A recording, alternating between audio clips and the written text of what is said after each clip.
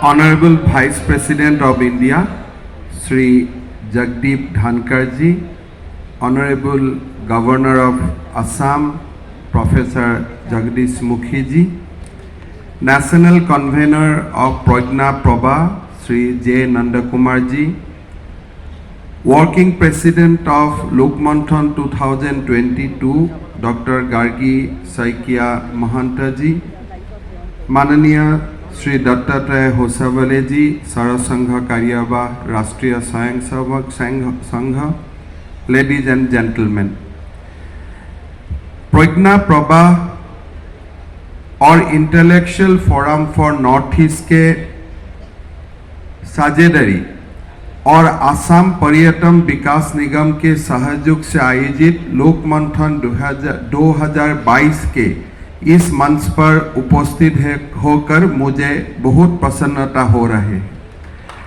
For the people of Assam today is very significant day.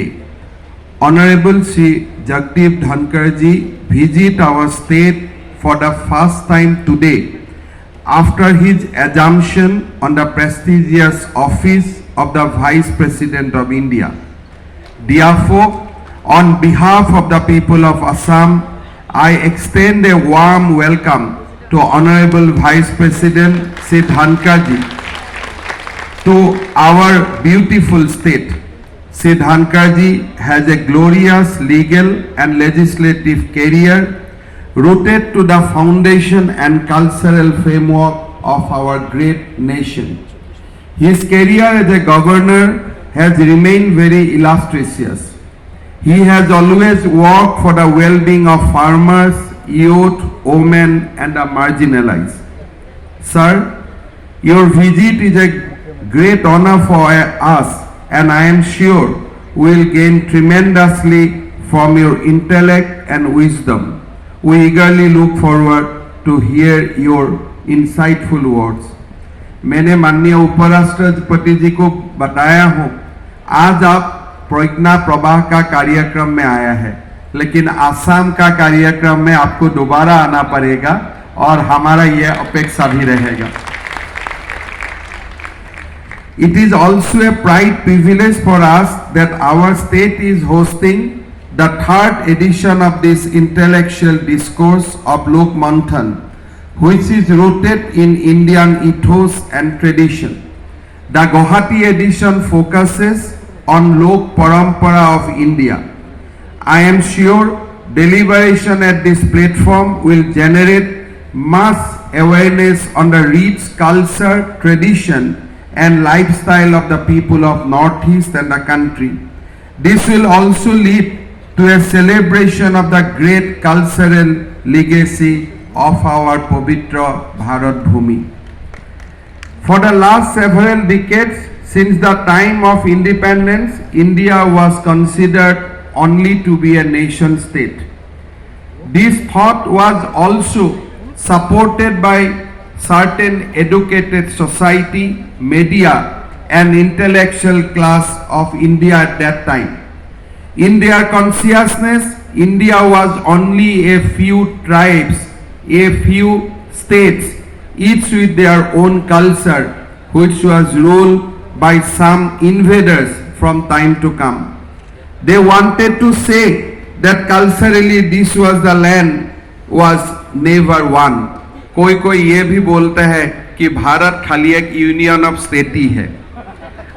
हमारी यह गौरवशाली भूमि दुनिया की सबसे पुरानी सभ्यताओं में से एक है। भारतीयता की भावना 19वीं सदी और उस समय के नेशन स्टेट की धारणा से काफी पुरानी है। यूरोपीय कॉलोनियल शक्तियों ने कोई देशों और महाद्वीपों के लोगों को धर्म और संस्कृति को पूरी तरह से नष्ट कर दिया था, जैसे कि कैरेबियन द्वीप समूह, अमेरिका, अफ्रीका, ऑस्ट्रेलिया आदि देशों में उन्होंने अपने उपनिवेश स्थापित किए, परंतु ये भारत के प्राचीन मान्यताओं और परंपराओं को नष्ट करने में सफल नहीं हुए। सनातन सभ्यता की आंतरिक शक्ति के कारण ही हमारे संस्कृति यूरोपीय सभ्यता का सामने अपराजय रहे.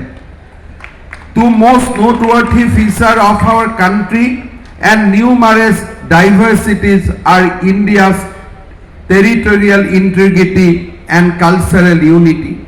India's journey as a united country is several thousands of years old. The country was referred to as Jambudip and Bharatvarsh in ancient scripture, from Kashmir to Kanyakumari, from Arunachal Pradesh to Gujarat, or far beyond. The name Jambudip referred to the geographical area, and on the contrary, the name Bharatvarsh had political ideas embedded in it. A major characteristics of Indian civilization is that it does not consider country only as an inert political entity.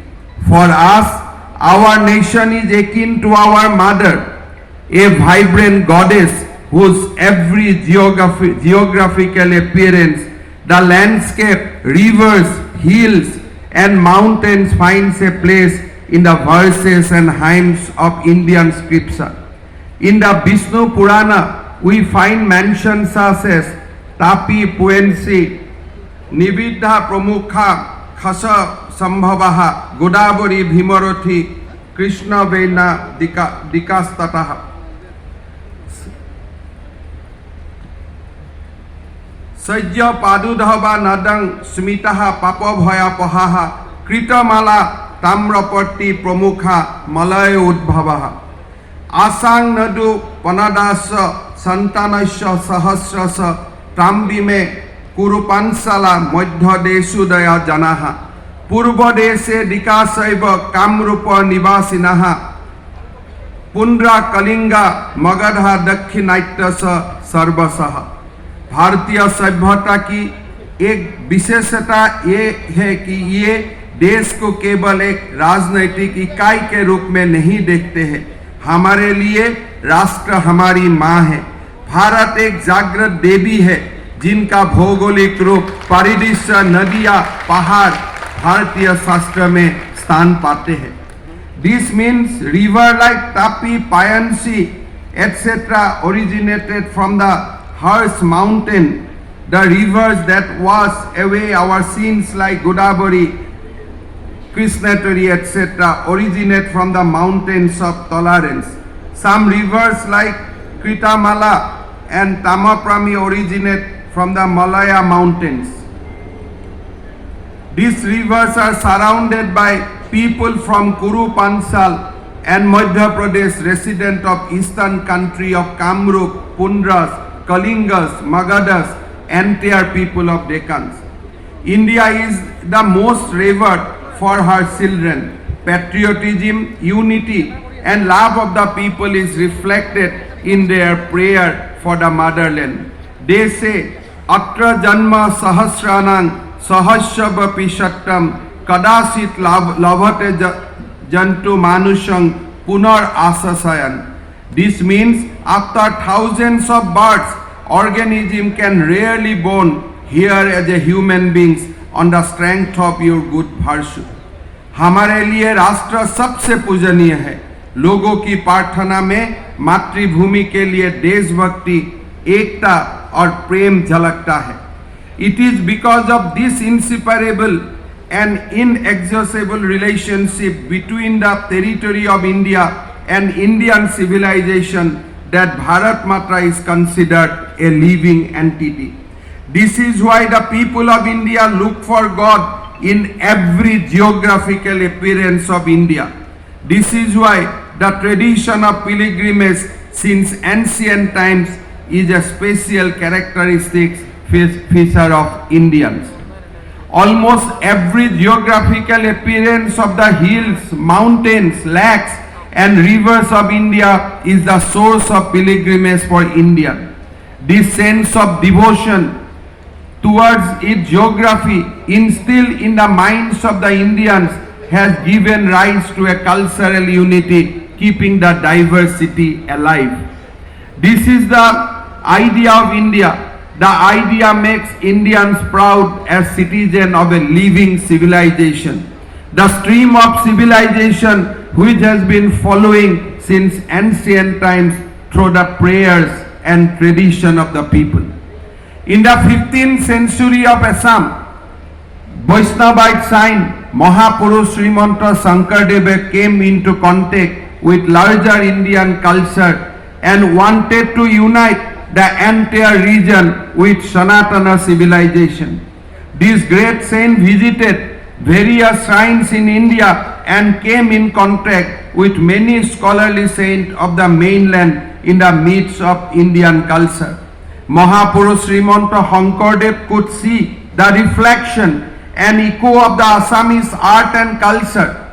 Among the old Assamese poets, Srimanta Shankardeva was the first to associate India with Assam in 1500th century. Eminent scholar Dr. Birinsi Kumar Borua commented in this regard, the conception of India as our mother country was conceived by Mahapurush Srimanta Shankardeva 5 centuries ago.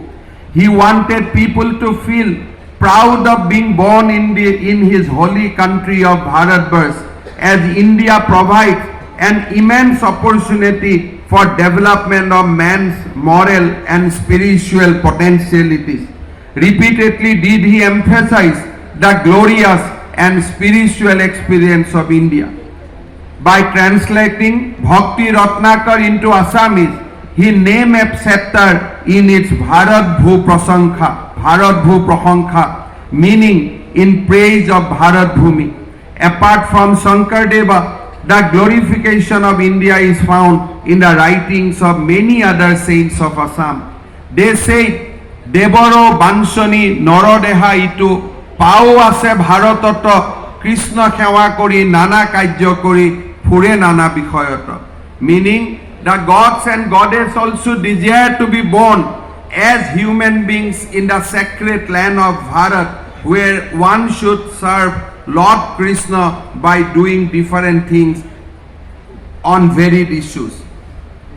15वीं शताब्दी के आसाम के वैष्णव धर्मगुरु महापुरुष श्रीमंत शंकरदेव ने बृहत्तर भारतीय संस्कृति के संपर्क में आकर पूरे क्षेत्र के एक सूत्र में बांधने की कोशिश की। महापुरुष श्रीमंत शंकरदेव ने अपने लेखन में भारत की बार बार प्रशंसा की है। महापुरुष श्रीमंत शंकरदेव ने भारत में विभिन्न तीर्थ स्थलों का दौरा किया और कोई महान संतों से मिले। शंकरदेव ने भारतीय संस्कृति में अपनी जन्मभूमि की कला और संस्कृति का प्रतिबिंब देखा और उनका प्रतिध्वनि सुना। पुराने असमिया कवियों में श्रीमंत शंकरदेव पहले जिन्होंने असम का साथ भारतवर्ष को जोड़ा। इस संबंध में हमारे एक प्रख्यात लेखक बिरिंसी कुमार बरुआ ने बोला था, अपनी मातृभूमि के रूप में भारत की कल्पना 5 शताब्दियों पहले महापुरुष श्रीमंत शंकरदेव ने की थी। वो चाहते थे कि लोग भारतवर्ष में पैदा होने पर गर्व महसूस करें, क्योंकि भारत का लोगों की नैतिक और आध्यात्मिक क्षमताओं की विकास के लिए एक विशाल अवसर प्रदान करते हैं। उन्होंने बार बार भारत के गौरवशाली और आध्यात्मिक अनुभव पर जोर दिया। Based on the strength derived from the ancient ethos of our great nation, today Honorable Prime Minister Shri Narendra Modi spearhead the movement of Punarnirman of Bharatvarsh. This movement is for resurgence of country's 5,000-year-old culture and civilization. This movement is for achievement of right and dignity for the underprivileged and fulfillment of dreams of crores of Indians. This movement is also for establishment of a powerful image of India in the global landscape and emergence of the country as Vishwaguru. On such backdrop, I would also like to dwell into cultural heritage of Northeast India, which has continued to enrich great Indian civilization since ancient times. The Northeast India is blessed with nature's bounty in abundance. This mystic nature, the myth, the legend, the wildlife, varied flora and fauna make it one of the most diverse biodiversity hotspot in the world. This region is home to numerous ethnic groups having distinct culture, language, tradition, heritage, food habits and lifestyle. This makes the region incredibly vibrant and colorful. Though the people in our region practice different customs, tradition and beliefs, one thing that binds us together is the common identity as Indian. The Northeast India has a rich folk tradition which include folk art, crafts, costume, custom, belief, traditional medicine, recipe, music, dance, games, as well as folk literature, which are better described as verbal art. The structural and comparative studies of music, dance and drama of the region provides interesting lights on certain aspects of the traditional culture. They throw light on the relationship between tribal and non-tribal people, between folk and elite forms of culture, and also between various ethnic and regional forms. Our region also stands testimony to the very interesting phenomena of Buddhist influence on the different tribes of this region from across the border. Tibetan Buddhism has influenced over tribes such as Monpa and Monpas of Arunachal. On the other hand, the affiliation of some other tribes like Khamti, Phako, Khamiang, Turong, Aitonia is with Burmese Buddhism. The folk culture in Assam is very alive and vibrant. Several traditions of faiths and customs of Assam center around worshipping animals. In Assamese society, cow is worshipped, especially during Bihu, and many rituals are associated with this worship. Similarly, there are many traditional faiths associated with worshipping nature and various other animals. Seeking good harvest, many rituals are performed by different ethnic groups, which form a fascinating part of the traditional culture of the state. From such rituals, there are developed many festivals which give distinct identity to the ethnic groups. Moreover, at every stage of human evolution, from birth till death, we find several traditional beliefs and customs being performed in our society. Today, there has been a renewed consciousness among the people of the state about its folk heritage. Due to the foresight and dedicated effort of pioneers like Surya Kumar Bhuya, Birinsi Kumar Borua, Hemchandra Borua, etc., study of folk culture, Loka Sangskriti as an academic discipline has been roots in our region. Folklore constitutes a major thrust area today in the academic programs of various universities in the region. मुझे आपको ये बताते हुए खुशी हो रहे हैं कि राज्य के आदिवासियों की संस्कृति को महत्व को देखते हुए हमारे सरकार ने एक विभाग बनाया। यही विभाग आदिवासी संस्कृति को बढ़ावा देने के लिए कार्य कर रही है। इस विभाग को आदिवासियों की संस्कृति के संरक्षण के लिए एक मजबूत नींव रखने का काम सौंपा गया है। Before ending my speech, I'd like to make a request to our Honorable Vice President. Sir, we are indeed honored by your presence today in our state. However, to experience the rich cultural as well as ethnic diversity and also witness the magnificent biodiversity of Northeastern region, I'd like to invite you to visit Assam and the region again. Sir, your visit to various places would greatly enrich us. आज लोकमंथन की ये कार्यक्रम में देश से बहुत ही गुणवान लोग आया है। असम का धरती में मां कामाख्या और महापुरुष श्रीमंत शंकरदेव का ये पवित्र भूमि में मैं आपका सबको स्वागत करता हूं। मैं यही आशा करता हूं कि आपका यहाँ में जो डिस्कोर्स होगा, डिस्कशन होगा, यहाँ से हमारा भारत में और शक्तिशाली होगा और हमारा सिविलाइजेशन को और बहुत बल मिलेगा। मैं ये विश्वास करता हूँ कि हमारा सिविलाइजेशन का ऊपर ये जो लेफ्ट और सेकुलर लोगों का एक अटैक हो रहा है, उसको हम लोग को कलेक्टिवली एक बहुत बड़ा रेस्पॉन्स देना है। हम लोग को ये लोगों को एकेडमिक तरीका से, हमारा डिबेट से और हमारा जो जन कल्याण का भावों से हम वो लोगों को ये सिखा देना है कि भारतवर्ष कोई यूनियन ऑफ स्टेट नहीं है।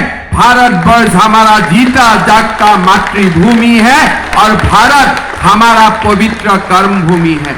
आज भारत के लिए जो हमारा सिविलाइजेशनल चैलेंज है, हम ये लोग को ये भी समझा देना है कि भारतवर्ष कोई 1947 में जन्म होने वाला भौगोलिक भूखंड नहीं है। भारत अनादिकाल से था और भारत अनादिकाल तक रहेगा।